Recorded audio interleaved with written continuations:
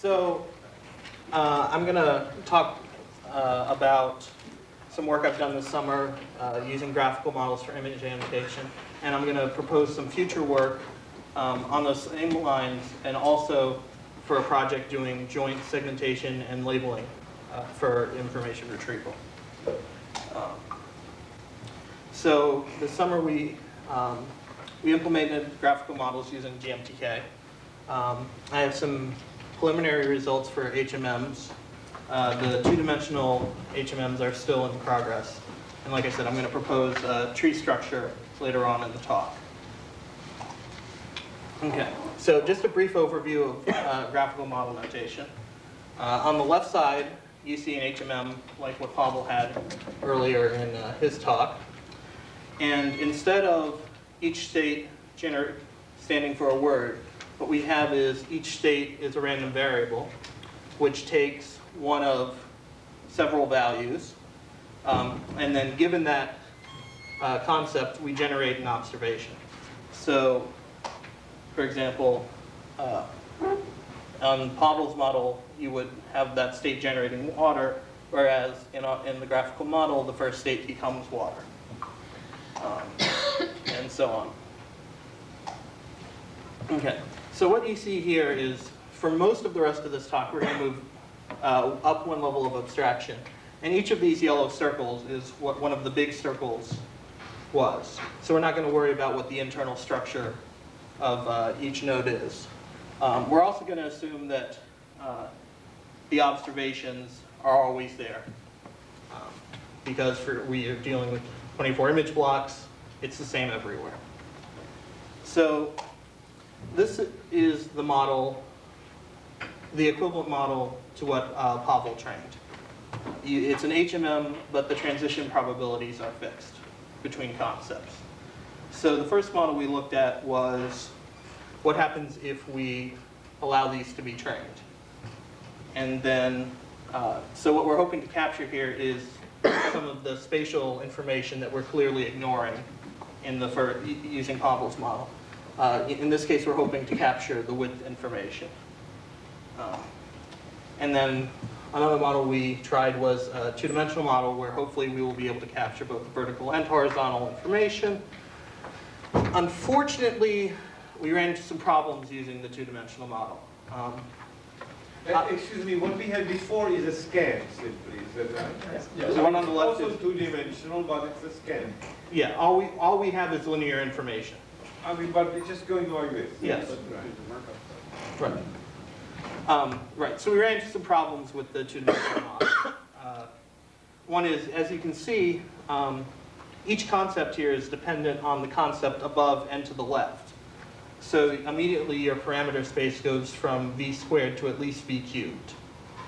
And this causes some data sparsity issues, some memory issues, and some time issues. For example, to train the one-dimensional HMM, we can do an iteration in about a half an hour. Using the 2D HMM, if we do an iteration a day, we're lucky. So that's somewhat problematic. Yeah, Jason? So not the time issue, but the sparsity issue, Yeah. You can get around by parameterizing, by decoupling the two transitions. We haven't tried that. That is one of the things I'm going to propose to do next. Yeah. The way we tried to get around some of the data sparsity issues in our experiment was we tied some of the parameters, something akin to Pavel's gradual training. Which is a different idea, right? Which is a very different idea, Yeah. yes. Okay, so we have these models. How are we going to train them? What we do in GMTK is we have a concept state, which generates an observation. And we have observed state, m sub t, which is always observed to be 1. And what we do is we impose a constraint from the state variable to the observation, such that this can only be 1 if the state variable is one of our annotation works, as you can see.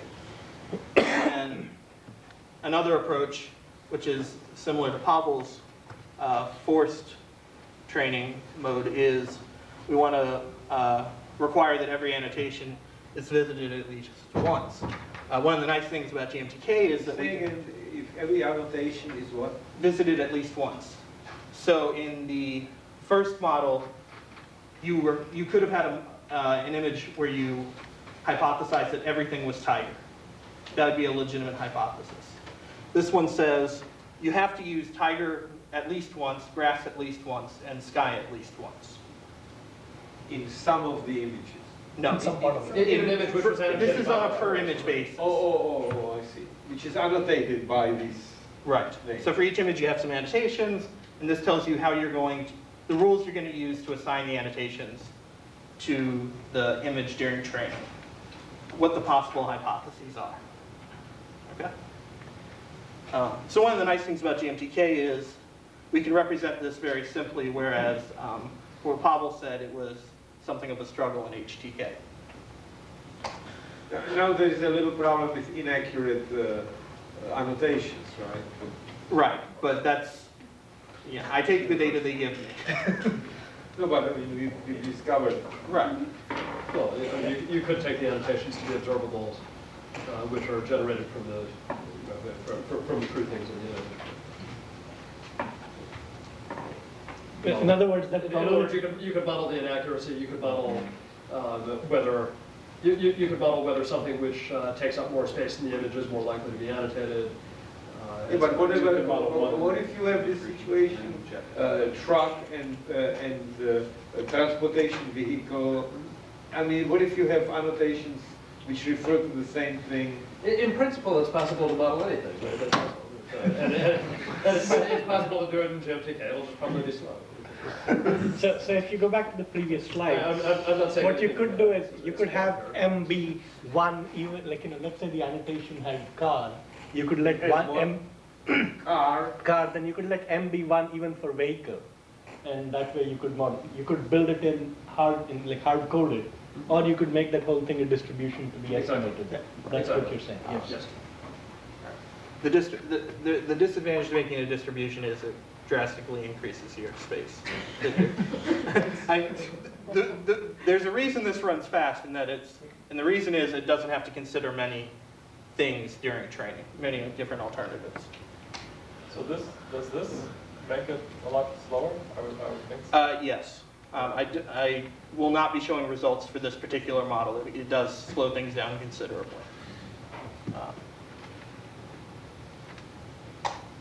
Okay, so how are we going to do inference using these models?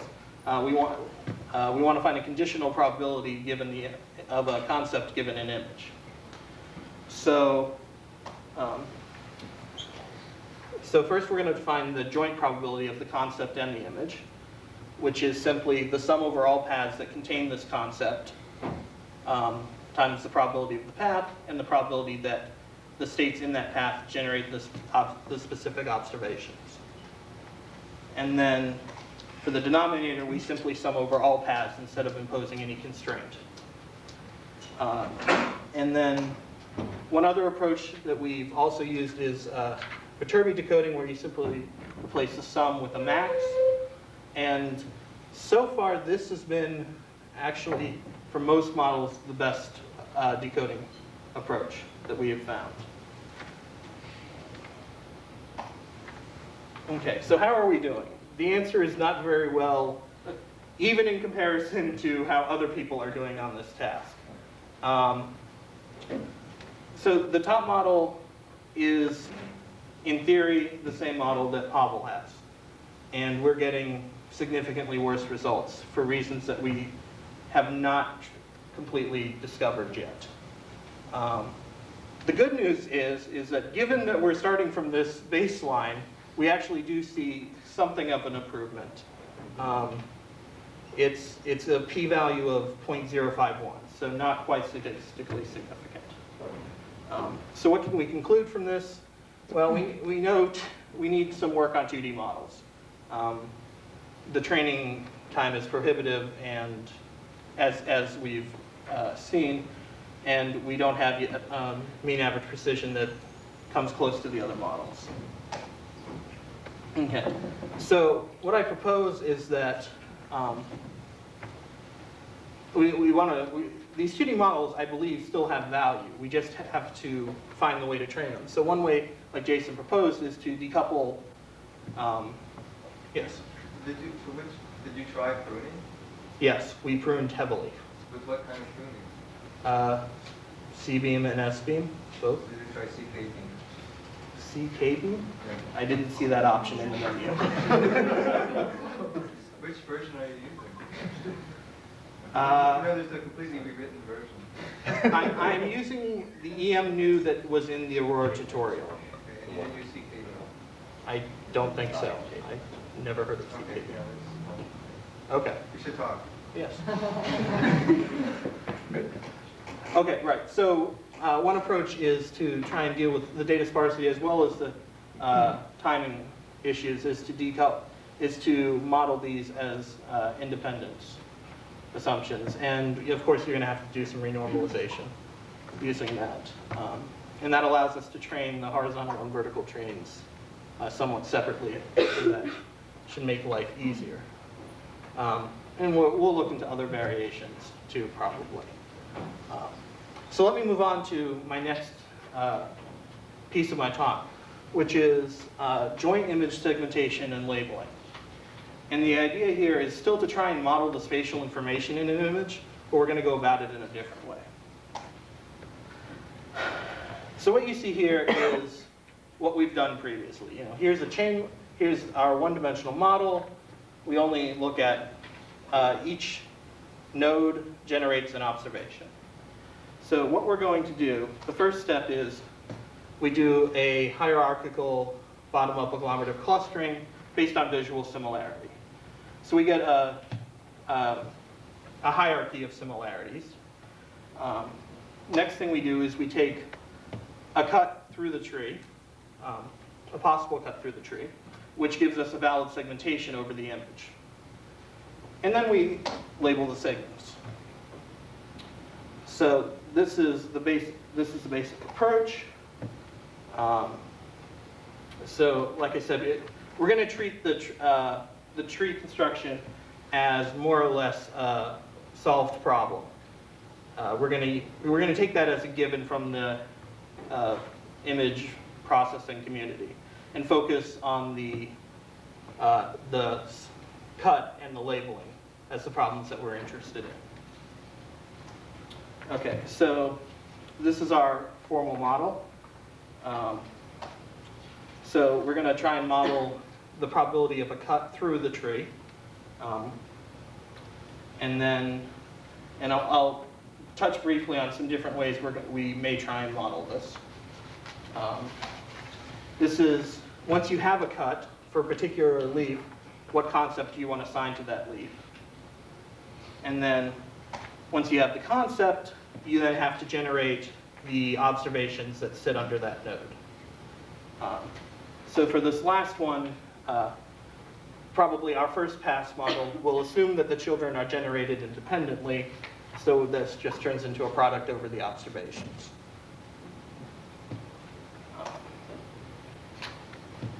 Okay, so there are some assumptions that we probably need to make. We may assume that all cuts are equally likely. Again, in a first pass model, we probably will. And given a cut, we're going to assume that the labels are either independent or form a Markov chain in a left to right ordering. And then once we assign a label, we're going to assume that the children it generates or the observation that it generates are independent of the observations of its neighbors. We still have to work out the exact EM algorithm for this model. This was a fairly recent idea that we had, and it's not fully specified. But let me just put up some ideas that we've had so far. Like I said, for estimating the cuts, one approach would be to say, well, they're all uniform. During training, you know the number of annotations, So you can say, well, if I've got 3 annotation words, I'm not going to take a cut that gives me 2 segments on the image, because I know that this annotator thought there were at least 3 things, modulo the vehicle, car, transportation issue. Another approach is that we're going to look at the probability of view as being a composition of the probability of the number of segments produced. So maybe there are often 5 or 6 things in an image. There probably isn't one thing in an image or 24 separate things in an image. And then once we know the number of segments, we're going to hypothesize. We're going to hypothesize how those groups actually segment the image. And what saves us here is that we're constrained by the tree as to what segmentations are allowed. So we're not going to look at all possible segmentations, only those allowed by the tree. And we may try a greedy approach to eliminate the distribution overcuts altogether. So here you would just, there would be a single cut for this model, and that may or may not work. And then for the labels, so once you have a cut, you have to assign labels. You can assume that the labels are independent of each other, which is what I meant by uniform, which is similar to Pavel's training of HMMs. You could look at the number of observations that this node generates, for example. So if a node generates 18 of the 24 blocks, it could very likely be sky. It's unlikely to be a really big canoe. And another approach would be to use a co-occurrence language model where we impose this markup. You could do this using a markup chain, or you could do it using the 2-step approach like what Pinar talked about in her MT presentation. Once you have the labels, one approach would be to label the children independently. I've talked about that. Another approach would be to, so the problem with labeling the children independently is that when you look at this tree, if I take a node, and let's say I instead suggest that no, I want to look at the 2 children nodes, there will be no advantage in terms of generating the observations to using the parent as opposed to the 2 children, because if nothing else, I can always label the 2 children same as what the parent was, and my probability is going to be the same. So one solution to this would be to compose your observations as you go up the tree, although how exactly you do that is somewhat questionable, because maybe if you average, if you take one feature vector over the entire image, all images might look pretty similar to each other. So this is still a step that needs a lot of work. And the other thing is, if you take sky and you take building, you might get zebra out, something that looks like a zebra. And you really don't want that for image annotation. So to evaluate this, what we're going to do is we're going to initially stick to the Corel data until we at least get our mean average precision up to the level that other models are working at. And we're going to use mean average precision as our criteria. And then hopefully at some point we'll move on to the track annotation task. And I'll take questions if anyone has them.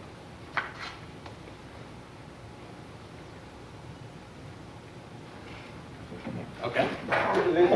Oh, I'm sorry. So this notion of sticking with the Corel database, I think, is a little bit risky. It almost seems to me that your models are going to require a lot more data than the other models that we've seen here. And it does seem to me developing methods for found data or something like that that can allow you to actually do a little bit more might actually be a wise thing to do. Ignoring the trek Right. to work on a small data set, you may never get good enough results because you may not have enough training data. It does seem risky. That's a fair. I'll admit I haven't considered that, but the advantage of Corel is that we have it. It's here. We can do work on it. Developing a system to go out and find this data, like you talked about using found data, may take, I mean, that's not a trivial issue to solve, I don't think. But I do, so if you were trying to get images, you could actually go out and look at captioned images from newspapers or something like that. That may actually be a better thing to do. That's true. Actually, no, No? because the captions are very different kinds of things. Sure. Most, so It for example, would change the model. so for example, the caption may say Alan Greenspan and then talk about the economy and the finance, which have nothing to do with the picture. Right. So, Well, but The economy's that not could be here, risky. right, Connor? Pardon? yeah. So you're getting your tree from using image growing algorithms and sticking similar regions together. Is that right? Yes. So should the similarity of adjacent regions in that algorithm affect where you'd like to cut? Possibly. I think. So the segmentation will be done once, basically, and then you're going to assume that... No, we're going to hypothesize all cuts. Right, but But there's only one tree. There's one tree. there's one tree. So would it be possible to basically, once you have your trees for all the images, to then compile the problem into a graphical model, that so you don't have to worry about working out the answer?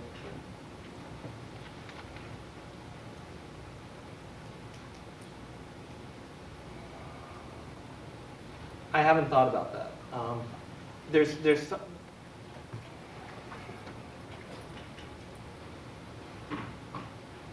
I think you may run into difficulties because from what I've understand, and I've only been working with GMTK for 6 weeks, so please correct me if I'm wrong. GMTK does not deal tremendously well with when you have a changing number of things. So if I knew that I was always going to have a segment generating 3 observations, it could handle that well. Saying a segment is going to generate 1, 2, 3, 4, up to 24 observations becomes somewhat more problematic, I think. But like I said, I haven't thought through turning this into a graphical model problem enough to give you a good answer to your question. Yeah. So the segmentations are still based on these squares? So you're breaking the images up into squares, or actually doing object-based segmentation? Most likely not object-based segmentation. Because, well, first of all, there's a lot of work in the image processing community to try to do object-based segmentation based not on sort of a fixed cut of the region into non-overlapping squares, but to actually try to look for texture and color and illuminance and all these different features that try to produce an image that's segmented more accordingly. And secondly, the reason why I ask is because right now, if you do this square-based image segmentation, potentially, and then the underlying structuring is based on a tree, there could be regions that really naturally should go into multiple clusters, and they're not going to get into a cluster until you get very high into the tree. So, which might be a problem. Like if you have one of those squares which is equally tiger, equally water, and equally, grass, then where's that going to go? I mean, and probably there will be quite a few of those because you're segmenting regions Jeff, arbitrarily. remember the static image that he had segmented? That's what the segmentations usually look like in terms of image segmentation. So they don't actually tend to correspond to specific things most of the time. Not specific things, but specific subsets of things. Pretty noisy. Well, actually, Let me we can talk- quickly address your first question. The reason I would say that the first pass would be using blocks is simply because we have tried using image segmentations. Pinar has tried it. We tried it briefly early on in the workshop. And one of the things that held for all models, any variation you wanted to try, was that the blocks worked better than the blobs that we could calculate from the image. The reason But is that I mean, since you're- segmentation is not usually giving the best results. Again, there are very errorful segmentations. So errorful blocks is better than errorful segments. But you're clustering anyway, right? So what if you did something like you segmented based on color, then segmented it based on texture, and then segmented it based on structure. I see. Maybe there's some other features, and then you intersect all these segmentations, and then you start clustering things together, and you get these very non-convex, you get clusters which correspond to very non-convex regions, arbitrary, based on the intersection of all these segmentations. And that would be an approach. And since you're doing clustering anyway, that would be. So would that be a reasonable thing to do? It very likely could be. Another approach similar to what you mentioned would be you build one tree based on color, you build another one based on texture, build another one based on some other ones. You have a distribution across those trees, you guess a tree, and then do the rest of the algorithm. So now you have a few trees per image. I'm getting the feeling that Sanjeev wants me to stop. Yeah, we are now 35 minutes behind. If we go on this way, we'll go past 12. So we should stop and continue with the next speaker. So further discussion if we have time. Sorry. Hi, so I'm Matt Krause, and I'm going to talk about predicting visual concepts from text. It's sort of the inverse of the previous talks. We're going from a picture to words. We're trying to take some words and predict what ought to be in the picture. So, in terms of our overall outline, we move to that green block down there, and we're here. So to give you sort of a flavor for what we're trying to do, here's a little example. Imagine you worked at, say, a news network, and you had some message you wanted to illustrate. So like a piece of a piece of audio, or maybe some text. So for example, here's a piece of audio. It's much the same in this summertime glacier avalanche, with relaxed tourists expressing surprise as it begins. Seconds later, they are swept away. Miraculously, all survived. So you want to figure out what sort of pictures should accompany that text. And if you want a little more help, here's the output of a speech recognizer shown over at the beginning. So, anyone want to guess? Come on. Ice cubes. Ice cubes. Anybody else? Summertime. Yes? Okay. So here's actually the image. Or the movie. No, that's not it. Or run away. It's much the same in this summertime glacier avalanche, with relaxed tourists expressing surprise as it begins. Seconds later, they are swept away. Miraculously, all survived. What? So that's sort of what we're trying to do. We want to take... Because it's too dangerous to send a film crew. So Yes. So we want to take the stock footage, put it together. So yeah, so that's our goal. We want to take the audio and figure out what ought to be in the picture. So for that... So you're going to synthesize a picture? No, we're just going to predict... We're going to predict what ought to be in the picture. Yeah, Michael, if So- you're successful, we can synthesize. That's the Yeah. next step. Yes, then we'll fake the news. No. Okay, so... Yeah, so given sort of that audio... Excuse me, what was done here?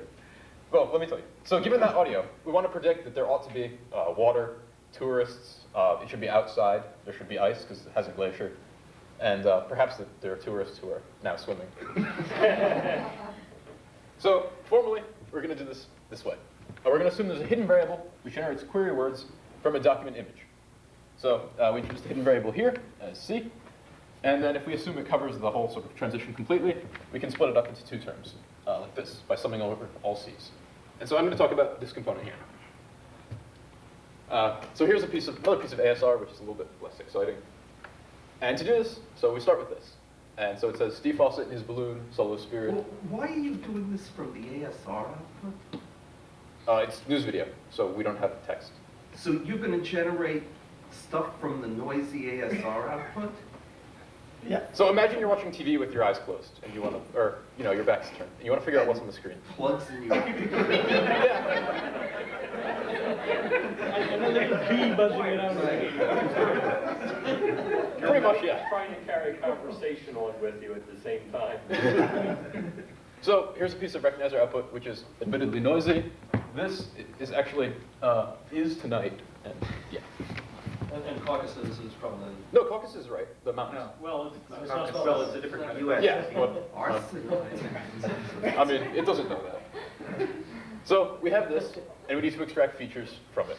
So we built this pipeline. So we start, because ASR is unpunctuated, we need to insert sentence boundaries.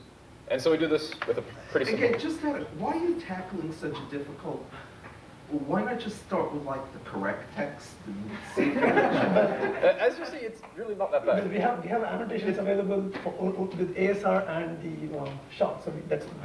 I should sort of point out that, yeah, it's a component of this system. So, I mean, if we use correct text, there's really not a lot of value. So yeah, so we built this pipeline to extract the features from it. So we start by inserting sentence boundaries, and we use a really simple heuristic. The speech recognizer outputs sort of speech segments for one individual speaker, and so we find the longest pause in there, insert a period, that cuts it in half, or into 2 pieces, and we recursively do that until we hit some minimum length, or there's not a sufficiently long pause. Then we use a big language model to restore the case to the text, and that uses, yeah, a large language model which knows which words are uppercased and which aren't, and some simple rules like things after periods should be punctuated. So now we've got something which sort of looks like text. We run a named entity detector over it. And so that finds names of people, places, locations, and it's even slightly more fine-grained, so we can tell what gender a person is from their name usually. At the same time, we part-of-speech tag our text and pull out the nouns. So, again, just another stupid question. Why not just look for all the named entities and nouns and then just populate things with one vis term per named entity or noun? Why isn't that a reasonable thing to do here? Well, 2 things. We're not predicting vis terms. We're predicting sort of the concepts. So yeah, Or concept, so you predict whatever. but we want to do it for other concepts too. So I mean, just getting people's really not that interesting. Well, any noun you manage to locate.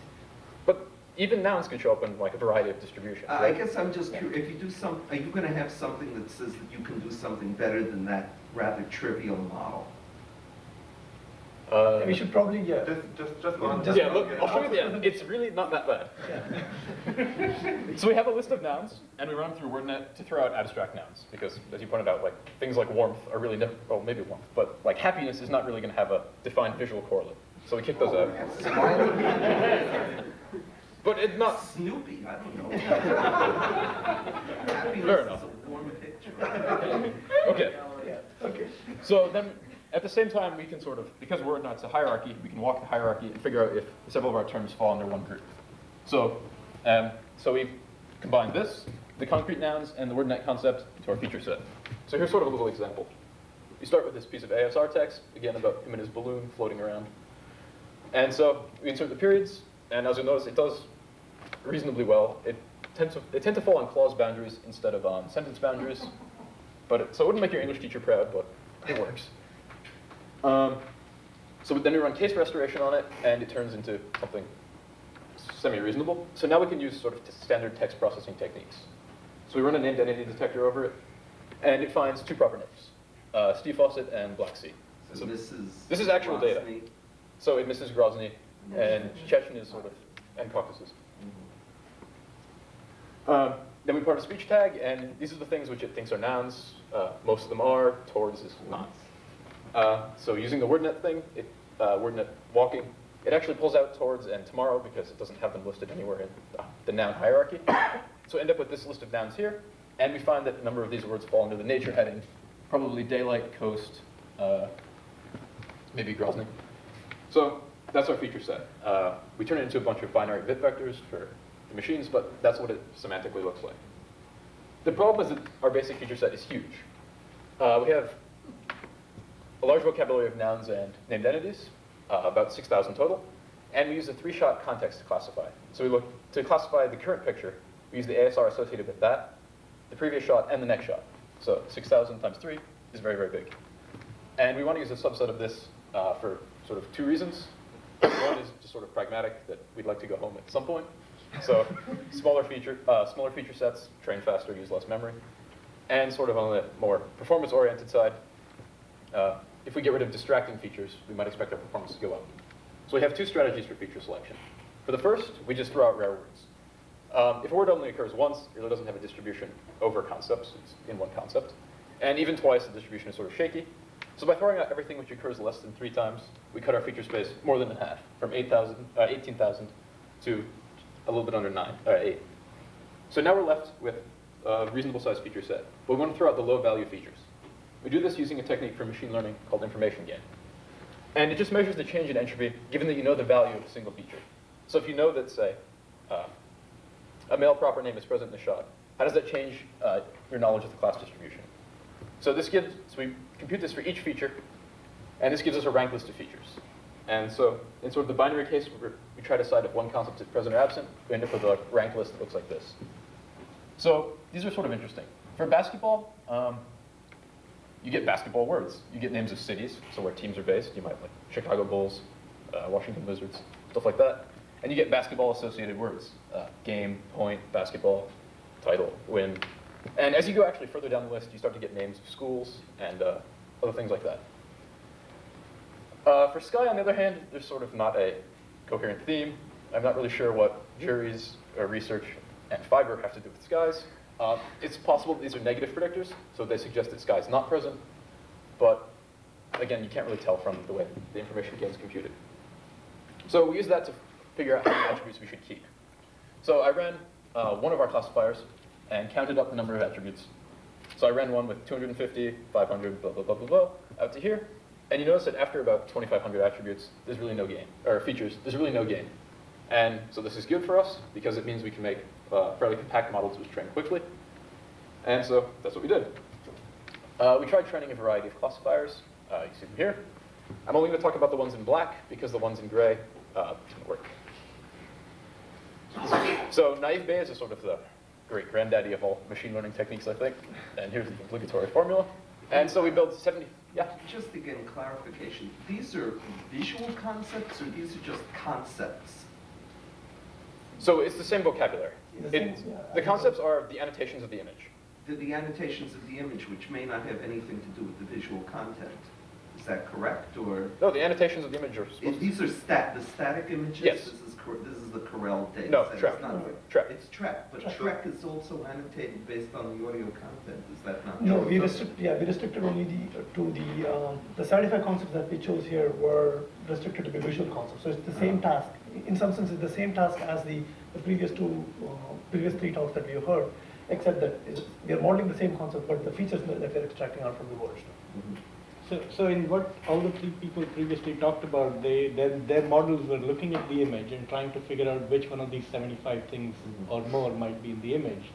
Now Matt and Dietrich and Giri are looking at the text that goes with that image and trying to figure out what might be. Okay. In a sense, it's image. But again, and you've restricted yourself, so you're trying to predict literally visual concepts, Yeah, not make it verbal comparable. concepts. Just to illustrate it, the most frequent concepts are things like text overlay, non-studio setting phase.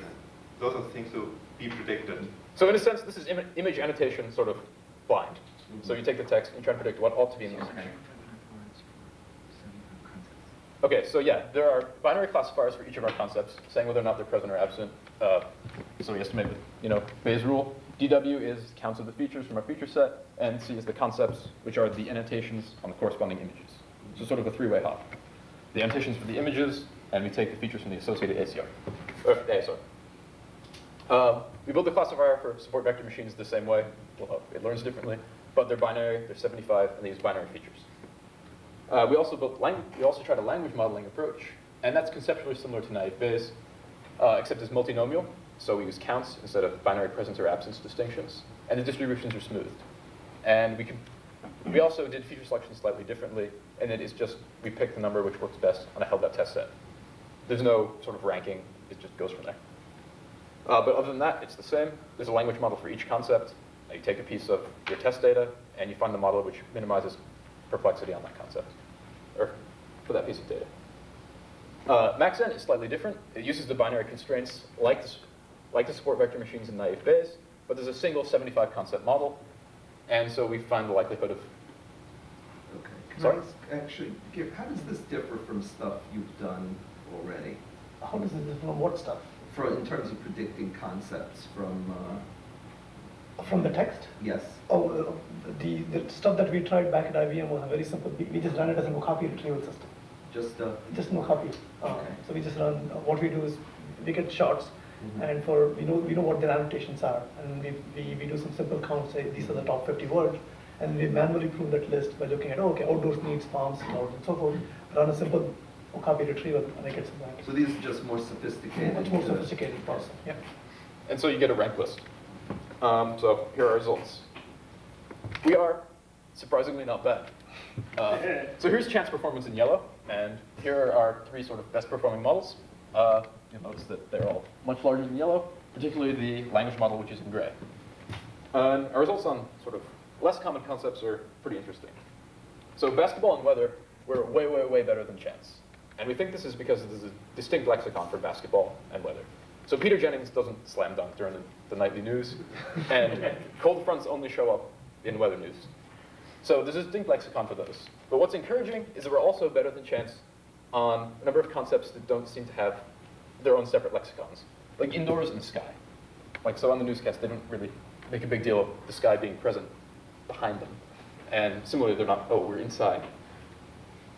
So this is encouraging, and here's sort of our mean average precision for 3 of our systems versus chance, and you'll notice that they're roughly comparable to the vision systems. Chance is so hard, is so good because you're also ruling out the negative examples? Chance is good because the concept distribution is really weird. So faces occur in, I think, about 50% of the stuff. Similarly, text overlays are in more than half the shots. Other concepts occur in 0.0005%, so it's, I think, just sort of trading on that frequency. But we're much better than it. The language model's mean average precision is 0.125, which is sort of competitive with the vision stuff, which is good, particularly because we're not actually using any vision stuff. So we did this all in a retrieval context, and we're wondering if this will be helpful for retrieval. You didn't compare this to the Okapi measure. It's the vocabulary is not comparable. The minor differences that we need to clean up, but we haven't done that yet. And were some of your shots 3 seconds long here, or did you restrict the shots to be down like at least 1 word? No, we used everything. As you'll notice, We have empty as a predictor, right? here, empty is either a very good or a very bad predictor for basketball. And so yeah, there are actually a lot of shots where there's only a few words, or no words at all if the shot detector was triggered. I'm sorry, what does empty mean? Empty means there were no words in the shot. Oh, I see, and what's previous mean? So we use a 3-shot context. Pardon me? We use a 3-shot context when we classify. So to classify a shot, we look at the previous shot and the next shot. So game previous means that the previous shot contained game. Yes. So you could imagine that it might be something like, now we go live to the next game, and then they cut to the next game. But some of the shots are as long as 3 or 4 minutes, like in C-SPAN, is that what I remember hearing? Yeah. Yes. So and you just use all the text? We didn't carefully say that I'm going to have only a story boundary or something like that, or a fixed length window. None of that was done. We did add in the length of the text as a feature, and that got us slight performance gains. What is the ordering here? It's from the most frequent thing that's present? No, this is ranked on information gain. Information gain? So this is the best predictor for basketball. Empty. Yes, so nothing. So either the speech recognizer didn't pick up anything, or there actually was nothing. So maybe music or something like that. And then it says Chicago, and that's the second. That's the second best predictor, is the name of the city, and so on. Matt, you should go on. Yeah. So we want to know if this will help for retrieval. So we did a little experiment. Here are, we took the Trek queries, and 4 of us independently predicted what we thought should be in the picture. What concepts should be in the picture from our restricted vocabulary. So for example, for shots of a person diving into some water, you want a person, some water. For shots of the White House, you want a building. It should be an outdoor shot, so outdoors. It might have sky, water from the fountain, so on. And so here's our performance on concepts which are relevant to retrieval. So outdoors occurred in 68% of our annotations on the queries. And our average precision is 0.434, but chance is only 0.279. So that's good. And then our average precision is much higher than chance on almost all of them. And I think it's higher than chance on everyone. Yeah. So that suggests that this should be useful for retrieval. So in summary, we predicted visual concepts from the speech recognizer output.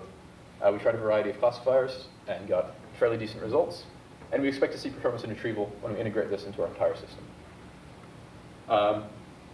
So any questions? Yeah, can you go back to the previous slide? Maybe the one before. So I'm confused. So you have the query, find shots of a person diving into water.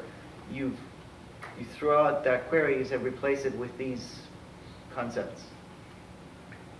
And then you look at, and then you're giving the average precision for, did you find persons diving into water? Is that, Sort of. So if you have a picture, so imagine that you want to find a picture in response to this query. What do you want in that picture? You want a person. you want water. They should probably not be in the studio. And so we sat down and made, 4 of us independently made a list like that. We had very high agreement. It was almost 100%, except for sort of things like, oh, that's in the vocabulary. Using the 35%. 75. Using the 75 concept. When you did it manually, this is just to avoid the problem of, you're just avoiding the problem for the moment of dealing with automatically generating that Yeah. list from the text, right? So this is sort of like an Oracle experiment. Like, we know this is reasonable because we came up with it. So then what did you measure with the average precision? Is the part I'm To see how well do the classifiers do on the concepts that we picked were relevant for the query. So there are 10,000 shots on which concepts have been annotated. And what he shows you next is the performance of the classifier on that set for these concepts. For the But concepts that not are most- relevant to the query. This is, That- these are average the query precision is relevant. not relevant to the query. No, the average precision is not on the query. It's on the concepts which are related to On the the query. query. So it's the average precision of that concept, and importance tells you how important it is for the query. So for example, one of our concepts was beach, and that didn't show up in any of the queries, and we think it's probably a little bit unlikely. So And how did you get importance for a query? it's just a percent. So this is in 68% of our annotations. This Of is the in human 48. with experiment that we did. Of the 25 queries, 68% would require An outdoor detecting shot. outdoors. So about half would require a person, 40% would require sky. It's just the statistics on a particular set of queries, yeah. Yeah, if we had more queries, we could estimate something like this mapping automatically. But from 25, anything we do is going to be, yeah. Let me Yeah, just go go on. back again. Uh, The column importance says what's the percentage of shots which are annotated by the word outdoors? No. No. Of the 25 NIST queries, Missed, NIST, National Institute, oh, NIST, I'm Yes. sorry. of the 25 Trek queries Yes. of Trek 2003, this percentage would require a shot which has outdoors, according to 4 people in this group. According to their annotation, in other words, they took the sentence which said fine, blah, blah, blah. They thought that a proper response to it would have these Yes. things annotated. Exactly. Yes. And now the, okay. And so the point is that we can do well on those concepts. We should, yeah, Okay, we should so, go to your proposal. Any more questions? So, No, no more questions. You go on to okay, your good. So while we were doing this, we found out that we noticed that there's one more source of text in video, which we really hadn't been exploiting at all, which brings me to my proposal for a joint visual text modeling for OCR. And so there's a lot of motivations for wanting to do video OCR, but in a Trek context, part of the NIST sort of information requirements are that you should be able to find specific persons, places, events, and locations. And these are exactly the things which have text overlays in broadcast news. So for example, one Trek query is find me shots of Congressman Mark Souter, and so there he is. And in fact, there's his name in both images. And in fact, in the Trek corpus, every shot of him has his name in the picture. We also have to see a lot of shots of live, I guess. Yeah. If you look for Mr. Live, you're So here's another Trek query where you're asked to find shots of containing information about the Dow Jones Industrial Average. And it actually asks explicitly for text overlays. And so if you could read those, you'd be ahead of the game as well. And so here's one final one. You're asked to find shots of the Tomb of the Unknown Soldier. And if you could read that inscription, you would know that it's the Tomb of the Unknown Soldier. So this brings me to a really important point. There's sort of two kinds of text in videos. There's scene text, which is sort of captured with the camera. And then there's text like this, which is inserted in the studio. I'm only going after this kind because this is really, really hard. So even with scene text, even without scene text, there's still a lot of work to be done. Here's the output of a pretty well-known recognizer on this. And so, yeah. Yes? And of course, there's the other problem with something like CNN headline news, where you have the news feed that has nothing to do with the image that's being presented. It's just up.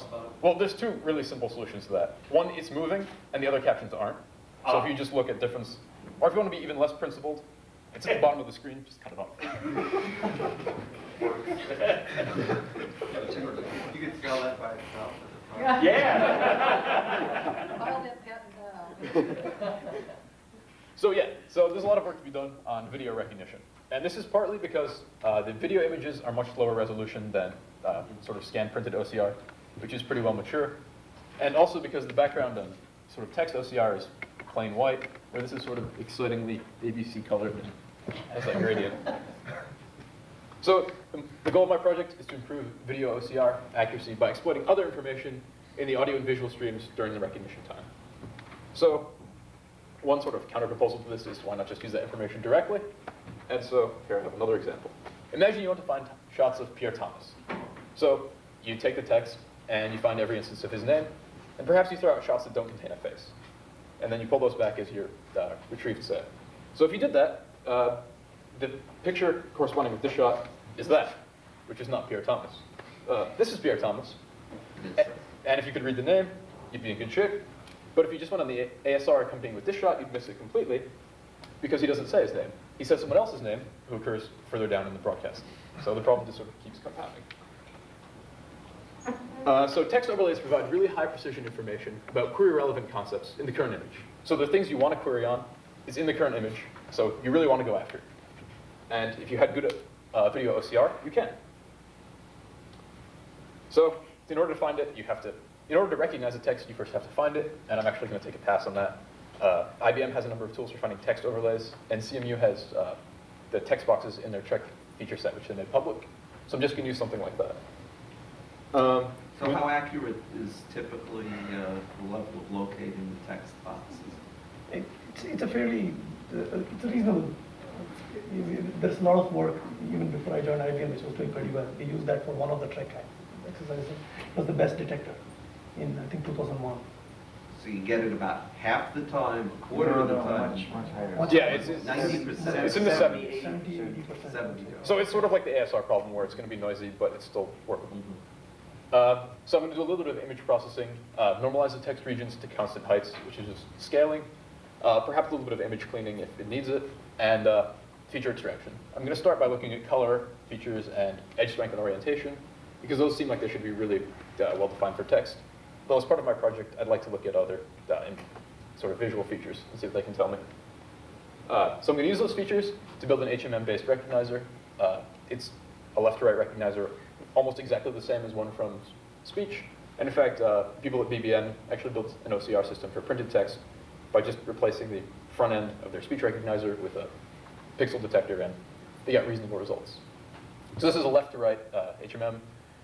Here's the sort of Bayesian network view of it, where each part depends on a picture, and it's a trigram model, although I also want to look at other order ends. But that's pretty simple.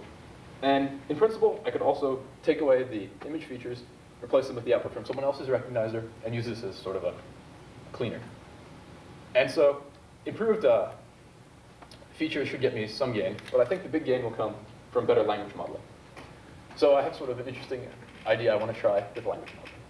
I'm going to start with a background language model based on some large held-out corpus, and interpolate that with a cache from the words surrounding the shot where the text overlay occurs. So I might take maybe 30 seconds in each direction. And so the theory is that things which are said in the ASR correspond to things which will either sooner or later appear on the screen. Furthermore, I might do a little bit more processing on the cache and pull out interesting words. So named entities often occur in the caption bar. Do you have all the text in the OCR, whatever the text in the boxes? Do you have a set of training data there? I made one. You made one. So I started building one this summer, and I have about, say, almost 1,000 examples. And it's easy to do really quickly because you just look and type, and most of the time it's 2 or 3 words. So you can do several a minute, and it would not take long to build up. And you didn't try and build a language model off of that data for this? That was in the context. That was an early idea, but it sort of got pushed back by the classification, which worked pretty well. And so yeah, but it's easy to collect that sort of training data, and maybe an afternoon spent would be fun. So anyway, yeah. So I have 3 language models, and you can somehow interpolate them. Here's a log linear model, but others ways of combining them are reasonable as well. Is there an assumption the names in vocabulary you recognize? Yeah. But actually, on the Trek data, most of the names were recognized properly. So I don't know if that's because it was tuned for broadcast news around that time period. You're nodding yes. So yeah, but that is a sort of reasonable constraint. You can also always throw in a sort of a phone book Yeah, we can throw in either like a phone book or gazetteer somewhere in here. So evaluation is pretty simple. I'm going to use the TrekVid data, character error rate, to compare the performance of my OCR system versus my manual transcriptions. And then mean average precision, I can drop into sort of a retrieval context and see if it helps for an overall system. I've heard that that's been done before and it's worked well, so hopefully with better video OCR, it worked better. And we have relevance judgments for that. So in summary, information from text overlays appears to be useful for video retrieval. The general character recognition problem is really hard, but by constraining it to overlays and by throwing in external knowledge sources, I think I should be able to improve accuracy. So here's sort of a summary of the work plan. Pass on this, select features and extract them, do some height normalization, build an HMM recognizer. It's the same as speech, so we can use almost everything which has been figured out over the past 30 years, and then add in the language model. So it seems like the comparison condition would be to do a sort of a standard pipeline where you do mathematical morphology to get the best possible characters, rescale them, pass them off to an existing OCR system, which I understand is typically done. That's how it's So you generally have done. baseline numbers on that give you an idea that you can do much better here?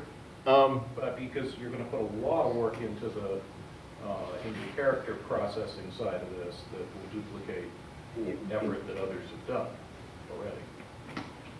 Yeah, there's nothing in this model that prevents them from not using that information. In fact, one of the models that we showed can take the video OCR output that someone else has already done, so it can exploit all the morphology that you can run a commercial OCR system, and still the HMM will work on top of that as a channel model to clean it up.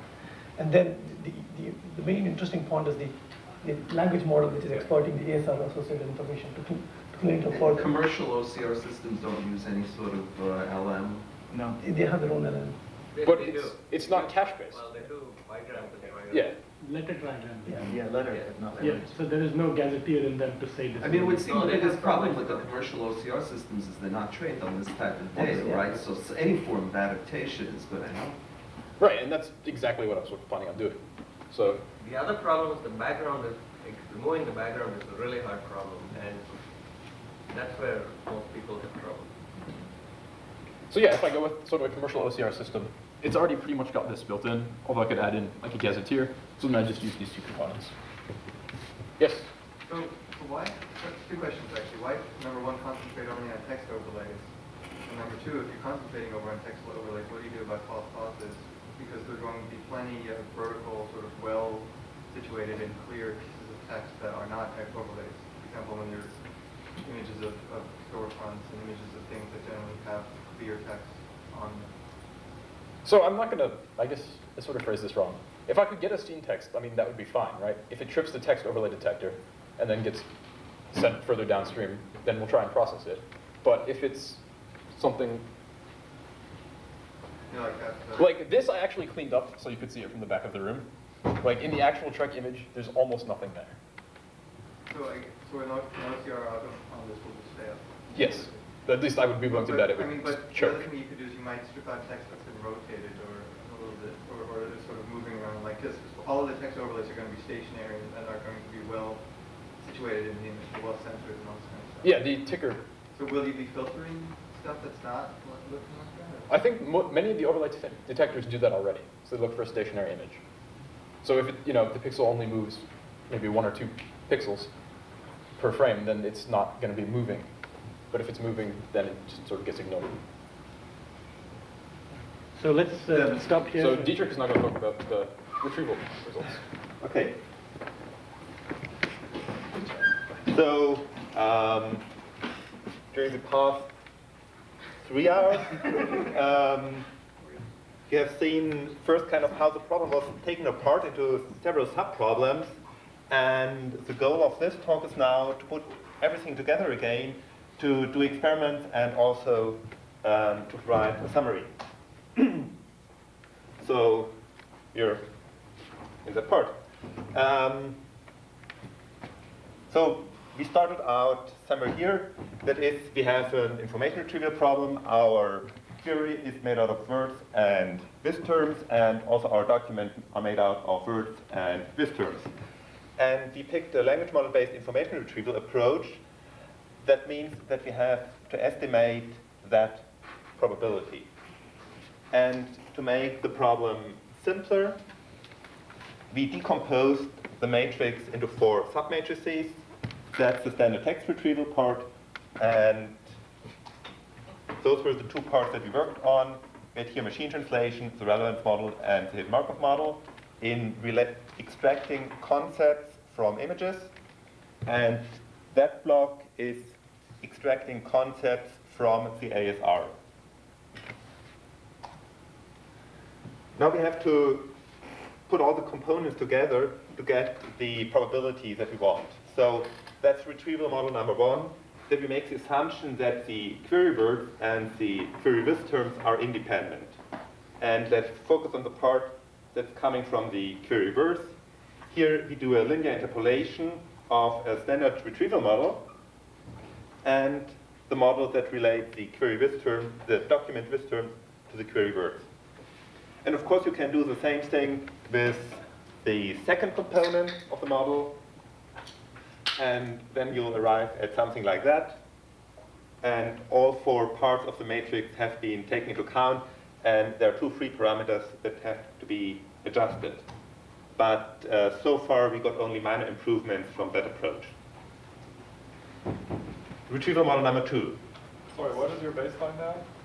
Baseline comes later on. So this is just a kind of a comment that after it didn't improve a lot, we just didn't consider it any further. It's the text-only The text system. part, the text-only system. Sorry. Not numbers, but conceptually, the baseline is just... The baseline is that block. It's standard spoken document retrieval as done in Trac for the past, I think they stopped in 2000 or something like, yeah, but it was done several years in Trac. Okay. So, we start all over again. That's the probability that we're interested in. And the models that we have are of that structure. A probability for the query word, for example, given and the document with term. And we can obtain that probability from the one that we are actually after by just calculating it as a marginal. That's just the marginal of the other one. And we can do the same thing for all 4 submatrices matrices that we have. They just marginals to the distribution that we are after.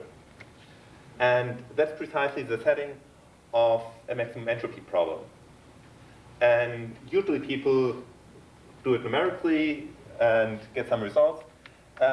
We picked something different. We just did the iteration by hand, just the first one. That's still doable. And when you do 1 iteration by hand, you'll arrive at that formula. So that's now a linear combination of the logarithms of the probabilities. It's kind of a log linear interpolation. Okay, now we are coming to the actual experiment. Up here we have our standard spoken document retrieval system. And that's the retrieval mean average precision that we get for this, 0.131. And now we throw in one more component. That's the component that extracts concepts from the images. Just a reminder, for the task we had 3 approaches: the machine translation approach, the relevance models, and the hidden Markov models. And the concept annotation, mean average precision, were those figures here. You see that they are relatively close together. Relevance models gave the best concept annotation performance. But when we now look at the retrieval performance, then it turns out, and that was a problem, that's an issue that was already addressed in the beginning by somebody in the audience, concept annotation performance not necessarily has to translate into retrieval performance. And it turned out that actually the machine translation approach gave, right from the very beginning, a good retrieval performance. When we tweaked the HMM, we could get up to the same performance, but with relevance model it was a little bit tricky. So we picked the machine translation approach here, and now we got an improved retrieval performance of 0.139. What does it mean to say that 0.13 is bigger than 0.13? Pardon? In what sense is this improved? Is it it's It's a larger number. it's a large number, yes. No, did you do? And we can come to significance of all that later on. So, and also to kind of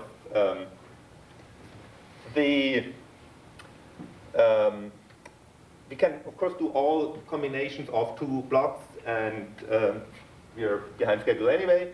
So we just throw in the third component, that is the model that extracts the concepts out of the ASR, the same 75 concepts. And just as a reminder, here we had a mean average precision of 0.125, which is comparable to the machine translation performance. And that actually had the images. Okay. And now the retrieval performance goes up to 0.149. And to answer your question, that improvement over the baseline is statistically significant. And that's, to our knowledge, the best result given in the literature. There's only one publication, and they're marginally better than us. Wait, 0.162 is called marginally better than. It's again 0.149 is called substantially better. No. If you look, this is statistically significant. This difference, we can't do a test here, but if you look at kind of, we got more than half the way to that result. And why is that good? I'm sorry. So Why don't what we? were they doing to get the? They were using that matrix as well, and neither this nor that. We tried that as well, but it didn't work for us. So they know something you don't know.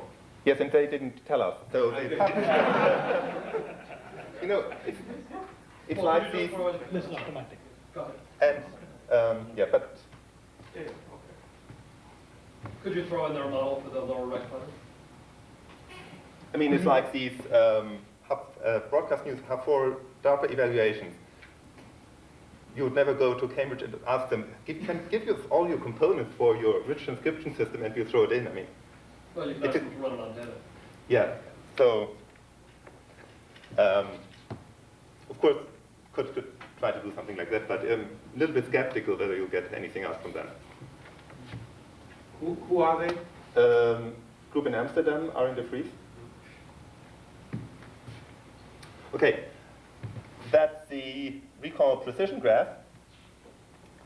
And you see that in the region up here, you'll get a consistent improvement over the baseline. Okay, summary.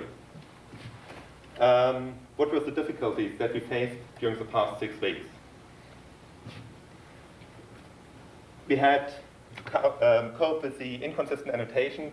That was already quite a topic during this presentation here.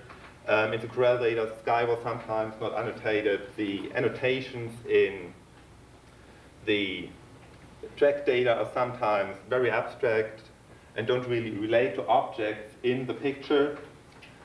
Also, this issue was already discussed. We just used kind of the standard color, texture, and edge features on the keyframes. And of course, we would like to have, or would like to have played around with the features as well. But given it's just 6 weeks, it's clearly outside the scope of such an activity. And it would have distracted us from the overall task.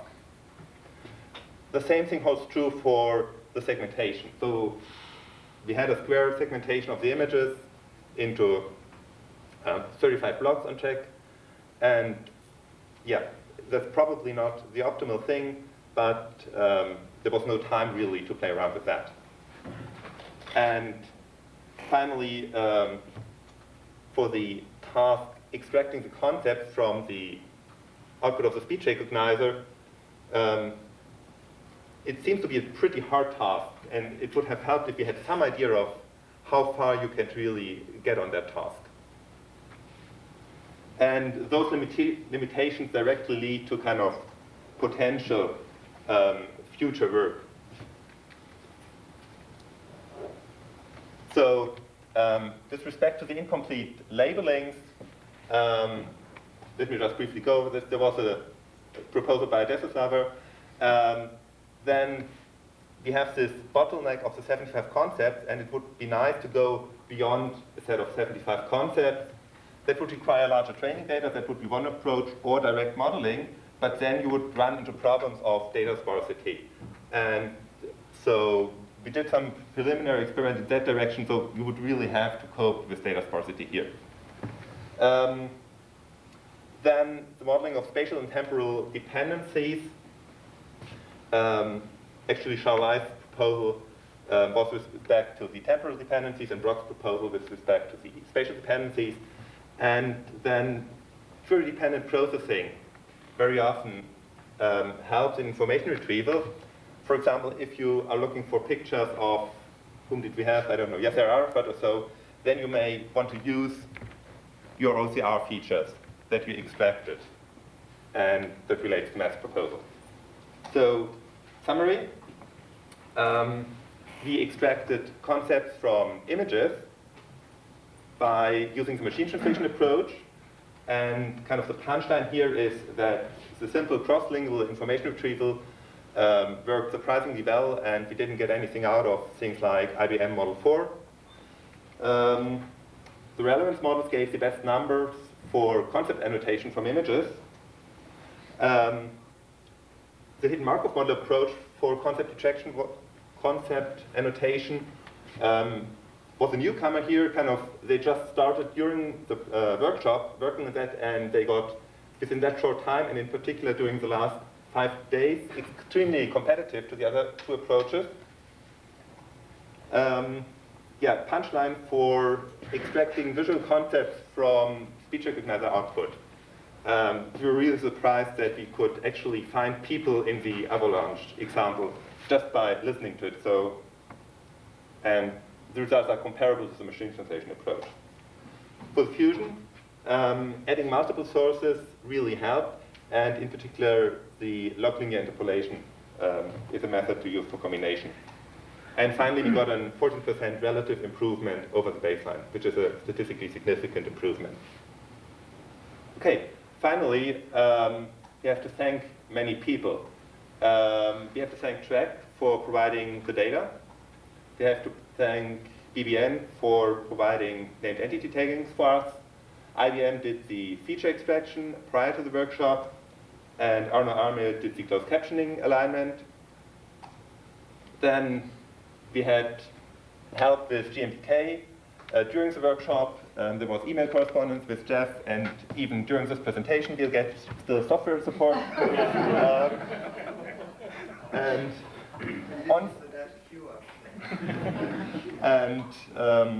during the workshop, Karen Devesco helped us quite a lot with GMPK on site on the keyboard. She was our GMTK psychiatrist. We got the capitalizer from last year's machine translation team. Inria provided the face detector, and then all that is not possible without money, so we'd like to thank NSF, DARPA, and NSA for providing the funding.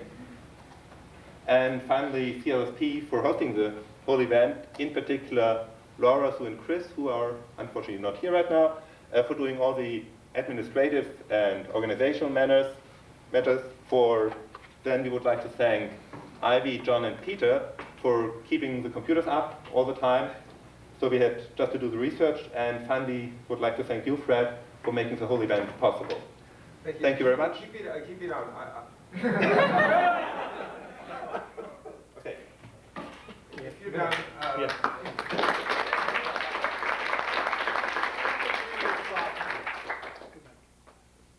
So we now have a discussion. You're done, yes, right? You're done. You're now in the discussion. We're now in the discussion, right? So I don't want to forget something. Here, this line here. I got email from Charles Wayne, who is this. And he is wondering if he should support us again next year. And for that, he needs to have highlights. And so I wrote back that highlights will be provided tomorrow. No, this is serious. This is very serious stuff. So I expect you, you and you and I guess Dan, you, because I don't see. I think Richard went home or something. Right. So I expect you guys to provide me with highlights tonight. Okay. And I will write the email tomorrow. Okay, so that's number one. And number two, of course, there will be an opportunity for you people to thank them at dinner time, and I would appreciate if you would. So, thank you. And so now there is general discussion. So, yes, we are now in that section, and yeah, I think Andreas was first. So I mean, it took me until the last slide to realize it, or one of your last slides.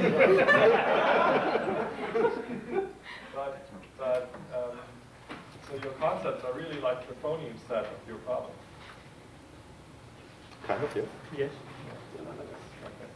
So that was more common. Except for the fact that a lot of them are ignored. I mean, well, there are similarities. Oh yeah, a lot more being ignored. Yeah. A lot more being ignored. It's a very small subset of the potential visual phoneme vocabulary that we looked at. Yeah. Michael? So if I were to summarize this in one sentence, the audio-visual fusion is giving you 14% improvement in query retrieval. Is that correct? In the information Now, retrieval. I know that we've done a fair amount of work, at least at the concept level at IBM, on doing audio-visual fusion. And I'm just wondering whether, if you can jog my memory, and also I think everybody else would be interested as well, as to comment on how well what went on here, how that compares to your previous work in the area. Sure, yeah, I can answer that. So in the concept detection task, we have looked at fusion, in particular for this concept detection task, we looked at a variety of fusion models back at IBM. In particular, we also explored some SVM detection mechanism. There, if you relate that to this particular matrix, it's like doing P of C given DW, right? So we're looking at the whole information together in one set and then doing some analysis. There, the fusion models have typically given us a lot more gain, on the order of about 30% to 40% on the concepts, in detecting the concepts. We haven't managed to demonstrate, this is the first time we are doing automatic annotation. Even at IBM, the only things that we tried were manual retrieval tasks. Going back to the NIST diagram, we were doing the manual retrieval task, and there when we did the fusion, sort of positing what could be the possible query weights and stuff like that, we were getting about 20% improvement last year. So this was quite encouraging that with purely automatic techniques, we were getting 14% improvement. So it was quite that we could get that close. And so what you're saying is when it comes to concept retrieval, that our visual only techniques are giving 12, 14, 15% mean average precision. Yeah. The text only techniques gave us 12% mean Yeah, average precision. You get about 40%, yeah. And there is an experiment out there which says that if you put them together just for concept retrieval, yes. you can expect to get about 30% or so. Yes.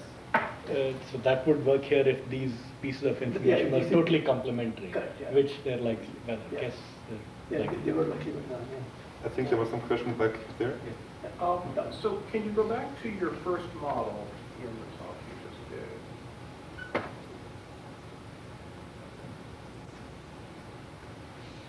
did? If I were going to try to build this, I'm not sure I would look for a lambda that was insensitive to length, because the value of the words probably increases with length, whereas the value of the image is probably less sensitive to length. So the relative value of the image would seem to be greater if the shot was longer, because, I'm sorry, the relative value of the words would be greater if the shot was longer because there'd be more words.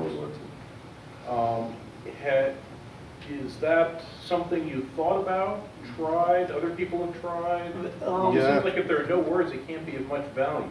Yeah, it's you should remember that this is a NIST video retrieval task, so the queries have been designed very carefully to have a visual component. For example, they say things like, look for images of Yasser Arafat. I want images of Tomb of the Unknown Soldier. So they have purposely chosen those queries to make the images more relevant.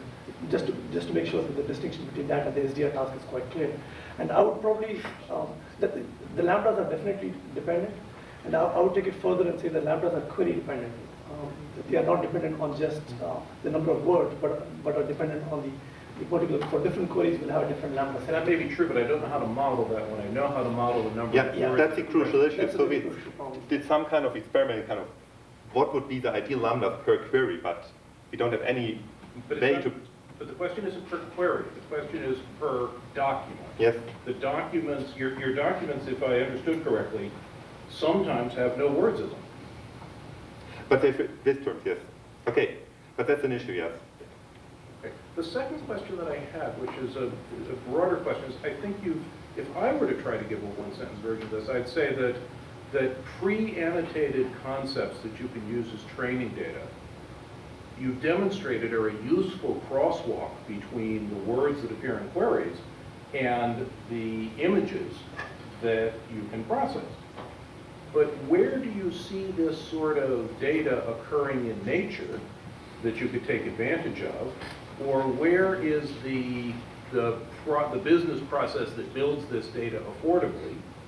Or is there some third way that now that you can do this, you had something about direct modeling, can you avoid the need for this kind of annotated data? So how can I think about actually getting out of the research realm here and solving a problem that my mother would care about? My If you personal can, rephrase it. Are you saying that, how are you going to do this experiment if you don't have the training data to begin with? Or how are you going to get the training data? I mean, not as an abstract problem, that is, I want to actually think about how, I can see how I use Google, right? So in some sense, you can potentially do experiments like that. So training data is an expensive problem. You have to get a whole bunch of annotations, and it's very similar. In fact, it's more compounded by the fact that there are a lot more things in an image to annotate compared to standard speech recognition scenarios. So yeah, that is true. It's a much more expensive proposition. In fact, we did when we were doing these annotations for Trek, we found that there's a factor somewhere between 8. It's a 8 times real time factor. That's what is the annotation cost. And we have some tools to try to speed that up to bring that number down. It's just 8 times real time, because that's not that far off from the speech transcription anyway. And certainly annotating billions of. Yeah, everybody doesn't annotate the entire level of what is there in the image. Right? Some people mark only 3 things, some people mark 14 things in the image. I'm just saying 8 times real time is not out of range with what we do in transcription these days. Yeah, so the problem is one is vocabulary, right? I mean, so if you don't annotate a blade of grass, I can't find a blade of grass. The question is, for this fixed vocabulary, there's maybe an answer to Doug's question, which is to use co-training, since you have, since you find that both the ASR and the image are independently useful in identifying the concepts, you may be able to ping-pong those off. Yeah, in fact, but that doesn't get to Doug's real question, which is how do you get beyond these 75 terms? Right now, the only way we know is either we need a lot more data. We need some simple direct modeling experiment, and that hasn't helped us much. In fact, that goes way, way lower than any of the concept detection experiments that we did in terms of performance. So we do need these concepts, that much we know. And how do we get beyond that bottleneck in terms of the data? It's not clear. We know right now that we need the data, but how are we going to get it? How it's going to be solved? There are some sources of data, they're not publicly available, like Corpus is annotating millions of images. Yeah, so has CNN. They have. I'm wondering if you're familiar with this work, which is popularly called the ESP game. It came out of Jason's first question at the beginning of the workshop. Can you use the taboo? In fact, that's a very valuable source of data. Like barring the modulo, the interlabeler problem, which they have solved in a very interesting way, that's a very good source of information. There are some issues that one need to look at in terms of the fact that these images are fairly unconstrained. So there are some image processing challenges that we need to overcome. But other than that, that's a very good data set to look at. So Doug, if you're not familiar with that particular thing, what Jason and Arno were suggesting were, there's a game that's out there on the web. We're given a picture, 2 people annotate independently, and the system allows the annotations only when both of them match. And people have collected a large that's likely to have even more annotation problems than. Well, I've seen people playing that game, and sometimes people get frustrated and they just try random words, and sometimes the random words match.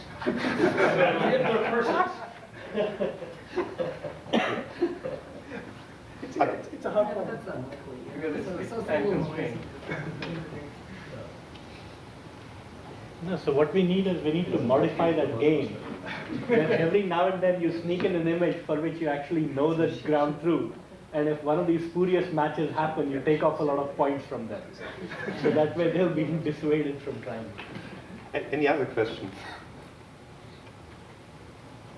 Well, So I was just, I mean, I don't know whether this is doable. I was just thinking what was said now. Couldn't one go edit so that one would sort of intersect the various images and find out what's common to them? And I'm talking about the leaves of grass, for instance. And eventually one would get down to pictures of leaves of grass, and then you would only need to ask someone to name it. And once it was named, then it would be spread out to the various images which have it. Yeah, people have tried. And that would not be that computationally you have to start with intensive. similarity somewhere, right? You have to say that the similarity is based on color or some low level property. Well, you people, image people, have to solve. But I'm discussing the fact that if you solve it, you can. That's the hard problem to solve. That's the hard problem to solve. It sounds like you would almost need a full object recognition system to do that. And that's, vision has found that to be very difficult. And you couldn't do it through features, and that if something has... No, that's much harder to solve than what we are trying to do. So, And for retrieval, you only need to say, okay, I can get in the top few pages, I can get good images. In object recognition, you're trying to label every image accurately, and that's much harder to do. No, I'm not thinking of... I mean, there may be some sections of the image which you can say similar to some other section of some other image. Or something, grass, sky, for the easy ones. Well, in some special cases, like face recognition, Yes, right? So if you pair the caption OCR with face recognition, which is a highly developed technology, right? You could conceivably automatically build a database of images, right?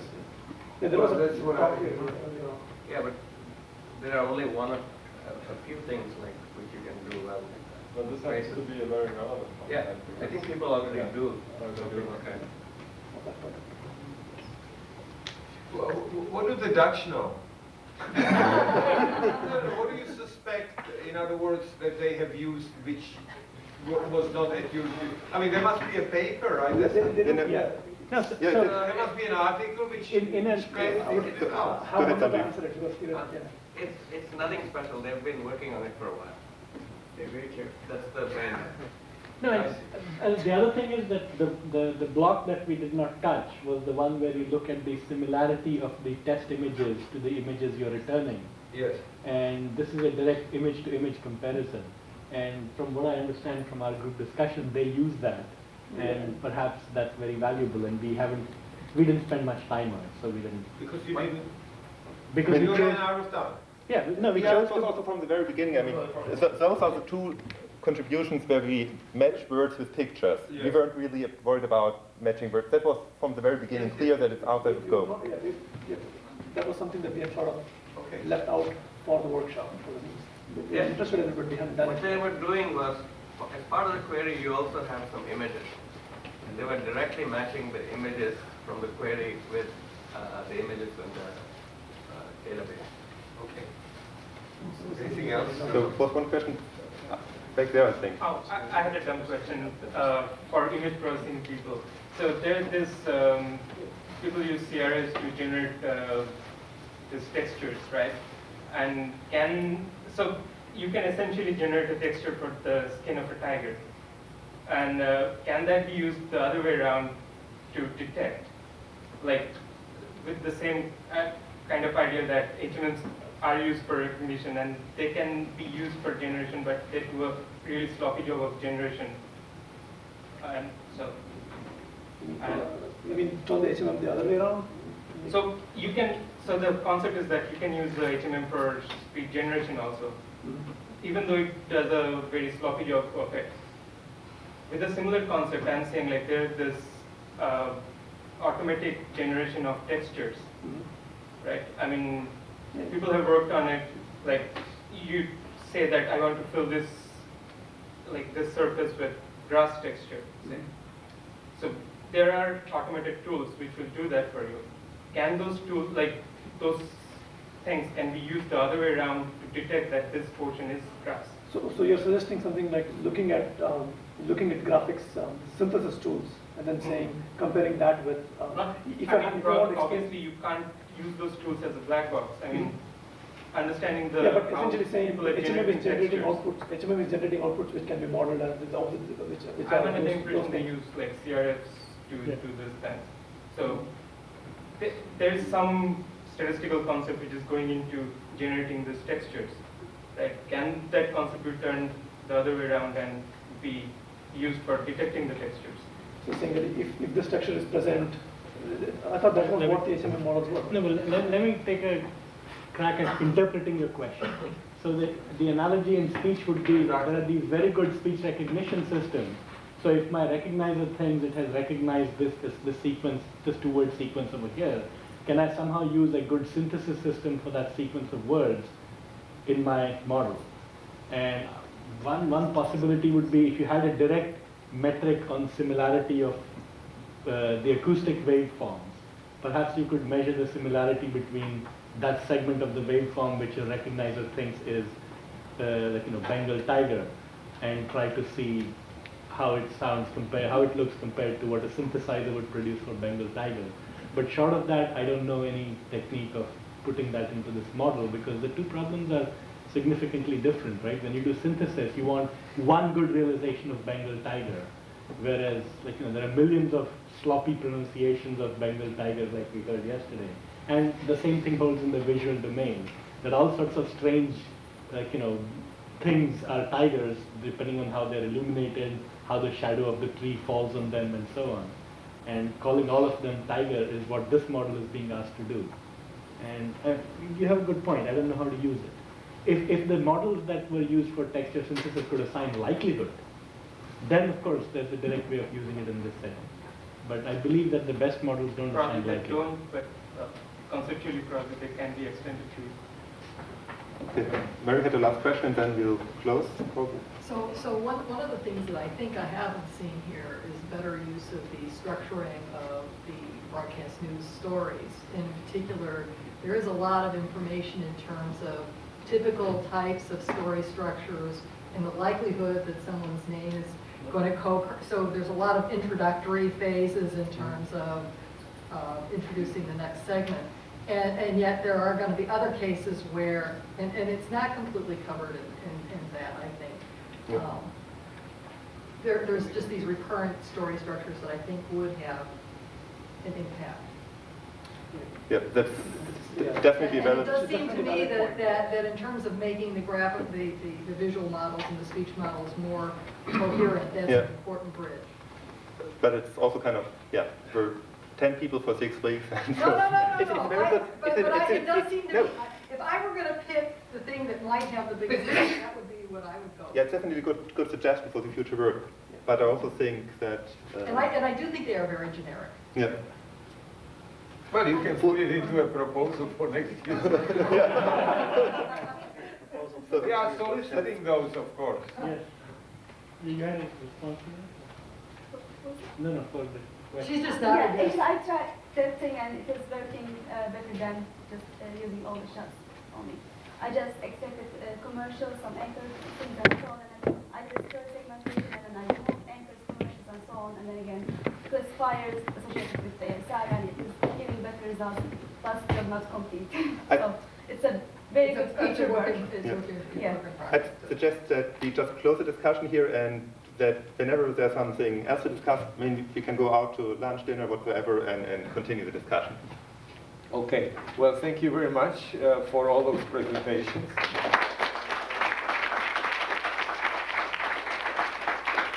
We will see you at dinner, and hopefully you know where to go, etc. There are going to be drinks and so on and so forth. I've already mentioned that we are soliciting proposals. As you see, we are branching out to visual things. This is not the first time we had visual. I don't know what year we had Chalapatia, but 99, I think. Was it 2000? 2000. But you know, we are willing to branch out into other domains as well, from language and speech. I guess the important thing is that to us, in some sense, is that it be well, I should say that it be grandfathered by speech recognition, because all this stuff is grandfathered by speech recognition, by the approaches that were developed in that field, and they are now spreading. And presumably they could spread elsewhere, and we'd be interested in having it at the next workshop or the workshop after. Well, so thank you very much.